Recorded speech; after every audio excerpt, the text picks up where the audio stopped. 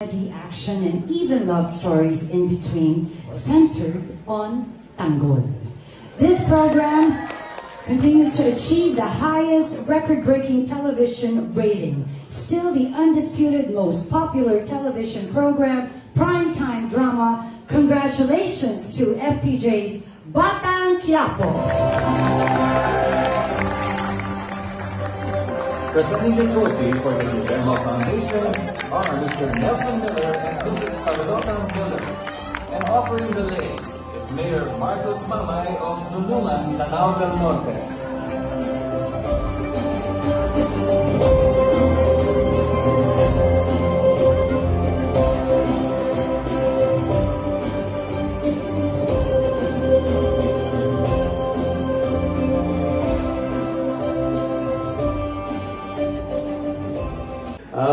Guillermo Foundation Awards, maraming salamat po.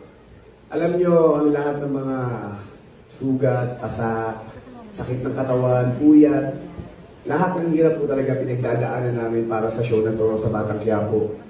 Kasi po, gusto po talaga namin na pagandahin yung show namin para po makapagbigay ng saya at makapagbigay ng inspirasyon para po sa lahat ng mga Pilipino. Lalong-lalo na po sa mga Pilipino na nangangarap na kahit paano magkaroon ng pagbabago ang kanilang buhay. Kagaya ng buhay ni Tanggol. Inaalay ko po itong karangalan nito para po sa aming sa ABS-CBN, sa aming mga boss, kay Tita Cory, kay Sir Carlo, kay Sir Deo, kay Direk Loren, sa lahat po ng aming mga directors, sa lahat po ng aming mga creatives, sa lahat ng mga writers, sa lahat ng staff and crew, sa lahat po ng mga actors na nakakasama ko dito, sa lahat ng mga talents, stuntman, sa lahat po ng bumubuo ng Batang Quiapo, maraming salamat po sa pagtulong natin para mapaganda natin ang ating show. At sa lahat po ng mga kasamahan ko sa ABS-CBN, maraming salamat din sa support ng ibibigay sa amin.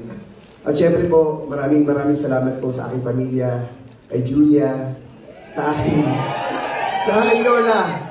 Sa aking Lola Dindeng, para sa iyo, mahal na mahal kita. Ikaw ang aking inspirasyon. At gusto kong sabihin na, sorry. I love you and thank you so much. Maraming salamat sa lahat ng sumusuporta gabi-gabi